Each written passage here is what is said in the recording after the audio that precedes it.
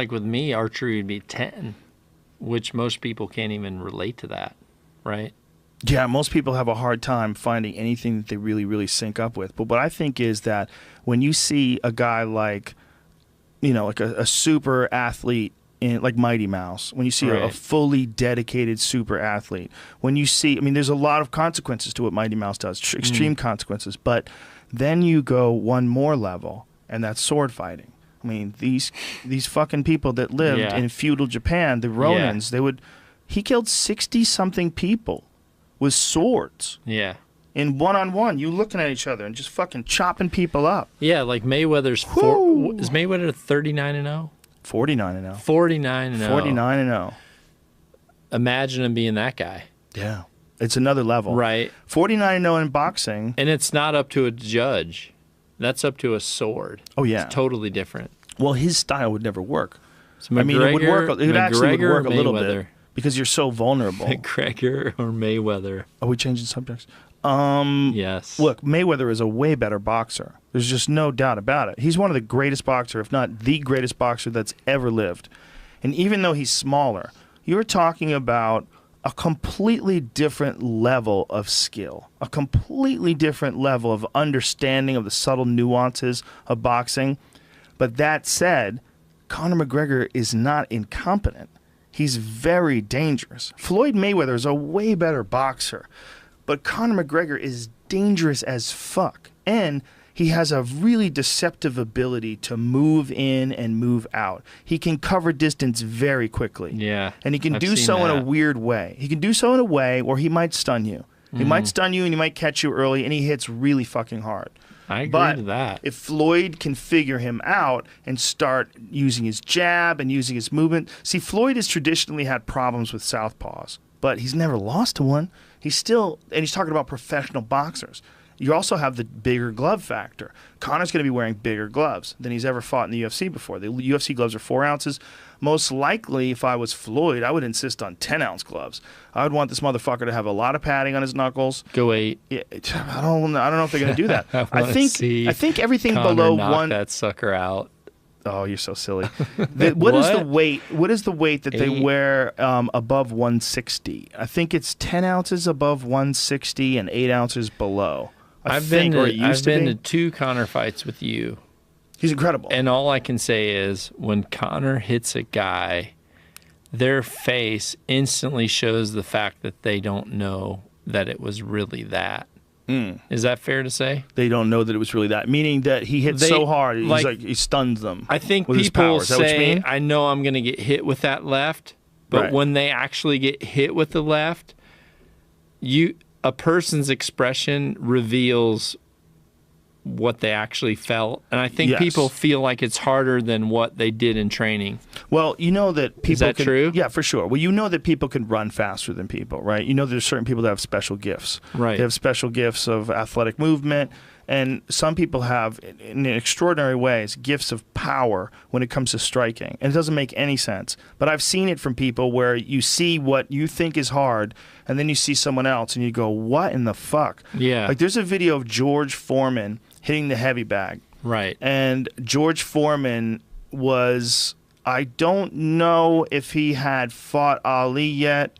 I don't know when I think this was before the Joe Frazier fight. I might be wrong about that. But pull up George Foreman hitting the bag, because it's a really recent clip that's been going around. Some people have sent it to me on Twitter. Sure heavy. For sure heavy. Heavy bags? Is that what you're saying? Oh, yeah, you could see it. You see the bag. You see him watch it. But you got to hear it. Listen to the sound of this. He's winding up, no doubt about it, but he's not trying to work on form, he's just work on power. Look at this. Sadler had just literally been picked off his feet. You gotta see when they show him really digging in. See, he's like swinging. More prodigious sights I've had Look at in my this. life. It seems to me that of all the people I've seen hitting heavy bags, including Sonny Liston, no one ever hit it the way Foreman did. And he would just wail these full power punches. And when he would fight people, like when he fought Joe Frazier, he hit him with punches that you could tell Frazier had never been hit like that before. Right. Like George Foreman was moving his feet. Watch this. Look at this.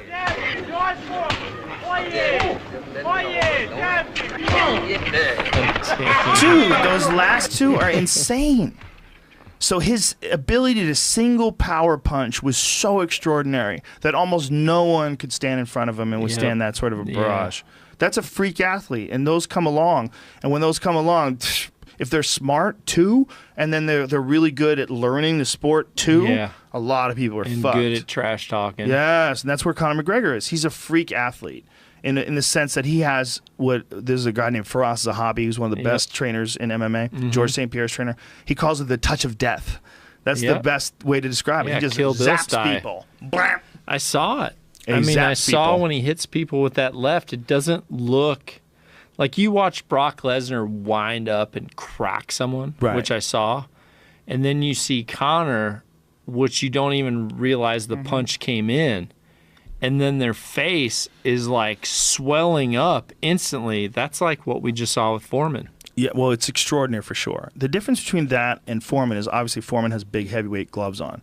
And he's punching a bag that a guy's holding, and there's a lot of padding between that dude and the bag. It'd be interesting to see someone, when you see someone stand in front of Foreman and Foreman will hit them, he was like one of the most extraordinary power punchers in history. Because it was like, have you ever been close to an airport and you see a big, like, 757 coming in, and you're like, is that thing gonna fall? It's too big to be flying. Am I right? Yeah. But that's what Foreman's, when he would swing, you would think, okay, that's not doing much, and then you would just see people wrinkle. Yeah. Well, he was a big guy, but not big by today's standards. I think Foreman was probably only like 220-something back in the day. See if you could pull up George Foreman versus Joe Frazier. He got way big as he got older. When he came back, when he was like super heavy, like he was well over 300 pounds, and he made his comeback. And I think he was like 36 years old. Nobody took it seriously. Then he started blasting people. Then after a while, people were like, "Wait, what? He just knocked out George Cooney." Is it possible for Conor to 217? blast? Look at that. He was 217 when he fought Joe Frazier. That's lighter than me. But look up the video. That's lighter than me now. Yeah, that's like UFC light heavyweight before they cut weight. Like John Jones probably weighs more than that, which is kind of crazy. But watch when he started connecting. It's a quick fight, man. It's a quick fight. George Foreman was fucking terrifying. Just go like deep into it, and you can watch the pummeling he gave him on the ropes. It's horrendous, man. Yeah, when he hit him, he just shook. I remember this fight. And he pushed him off, and boom, look at this. Look at that. That's like him hitting the heavy bag. The guy's just like, what the hell? Dude, look how fucking powerful Foreman was back then. Look at that. Oh, my God. That uppercut when Frazier collapses. Dude, play that again. This is insane. He was just so murderless. Oh, my God. You saw Oh, my God. He was actually shook then before he got that. 100%, man. Boom. But this last uppercut, here it is. Boom. I mean, come on. It's incredible. Foreman was so scary. Look at his hips. He's so scary. Yeah, Joe Frazier took a horrible shot. Now, today they would probably stop the fight, I'd imagine, because he looked super wobbly. Dang it. But look at that. He would miss out. Like right there, they would stop the fight. No, well, it was a quick knockout, man. That looked got up. That looked fake almost. No, it didn't look fake at all. No, man, you don't know what you're talking about. He's wobbly because his central nervous system shut off. He's wobbly because of what he took about 30 seconds ago. Yeah. Not because of what he just took right then. Oh, but that was part of it. That That's was why like I said they would have stopped the dropping fight. On the top. Yeah, but it didn't look fake. It didn't look fake. It was a guy who just. I don't say it's fake, but I'm just saying. I know what you're saying. Because of the fact they weird. kept the match going, it didn't take much to finish it. Right. Boom. Dude, he was terrifying. Gosh. Yeah. Well, he's like, I don't want any more of these like cinder blocks dropped on my face. What was incredible is that Frazier had gone 15 rounds with Muhammad Ali. Right. And then you see that and you're like, wow, this is the scariest guy ever. And that's why they thought that George Foreman was going to kill Muhammad Ali. It was so depressing to people. I remember when I was a kid, my parents loved Muhammad Ali. It's like one of those things that people, the generation loved him because he didn't fight in the Vietnam War, and he wanted to like protest against these senseless wars, and so they stripped him of his title for 3 years. Like he was a different guy. Like he represented so much to people back then in some sort of a weird way.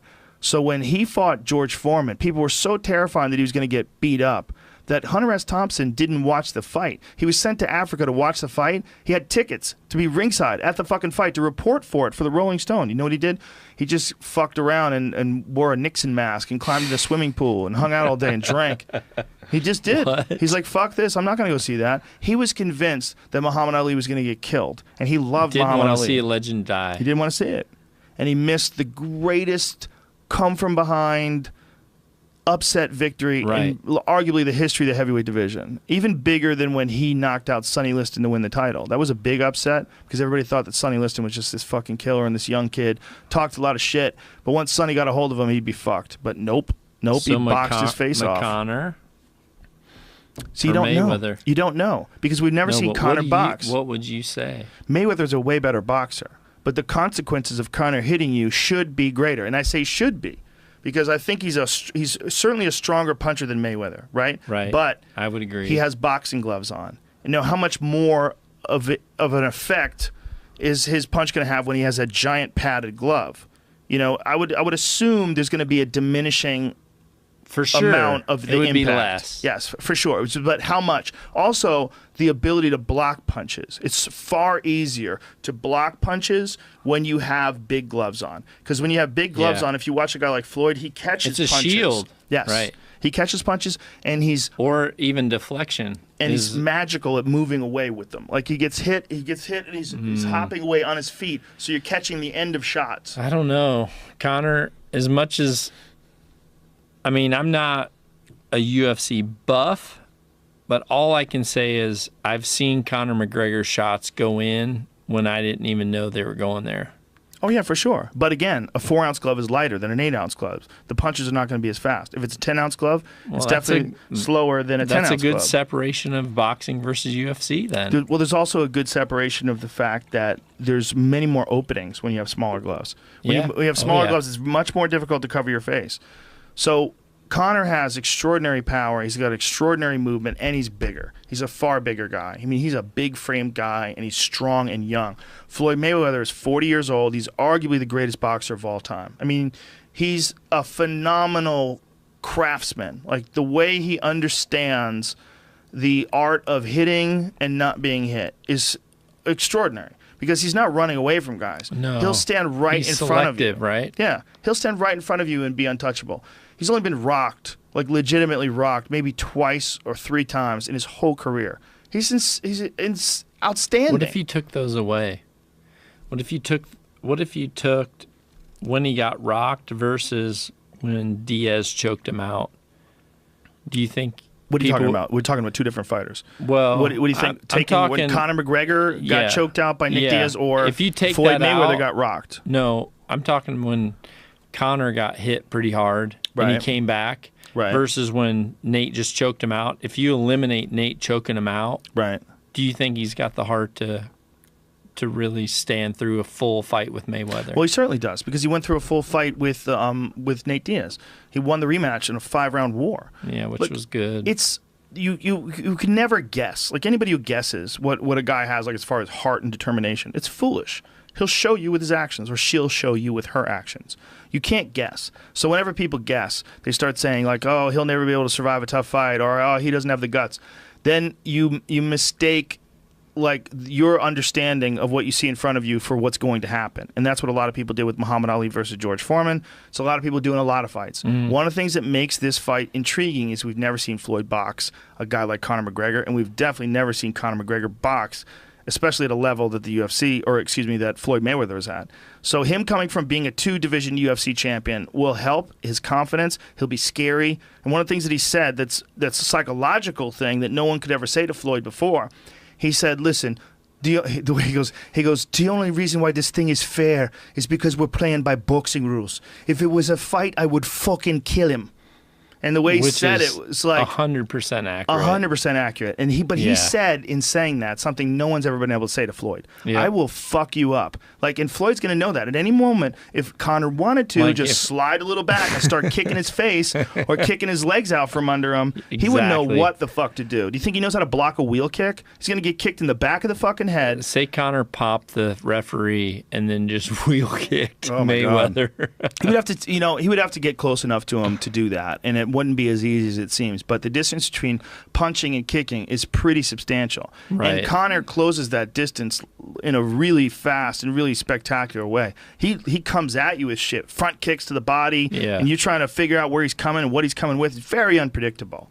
So I think in a boxing match, if you have $100 and you have to bet on someone, the odds are going to most certainly favor Floyd Mayweather because it's a boxing match. If it was a fight, it would be 100 million to 1 that Conor McGregor would fuck him up. I mean, I'm not exaggerating. I'm putting my 100 on Of course I'm Conor. exaggerating. No one would give you those kind of odds. But it would definitely be something ridiculous if it was a fight. Don't you think? Like, what would it be? It was a fight, an MMA fight. I don't know. If I hadn't, it would be 100 million to 1. If I hadn't have seen Conor live... If I hadn't have seen Conor live and how people's faces looked when they got tagged by him the first time, right, I would say I would put money on Mayweather based on what you just told everyone with $10 to do. But the fact that I've seen people get cracked by him and I've seen their face swell up by him, I don't know. I think he's going to freaking rock him.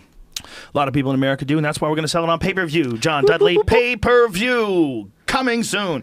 Apparently, they're trying to do it in September. Here. We got hog to cook before I got a flight. They're trying to do it in September, so that's what I heard on the internet. I know as much as you people know. I just think if it does happen... That's elk season. Yeah, it'd be a problem. It's a problem. It's better in June. That's a problem. Thank you, sir. We got to get out of here. Fun times this weekend. Yeah, we got to cook up some, Jamie, you're some awesome. wild pig. Powerful I Jamie. like that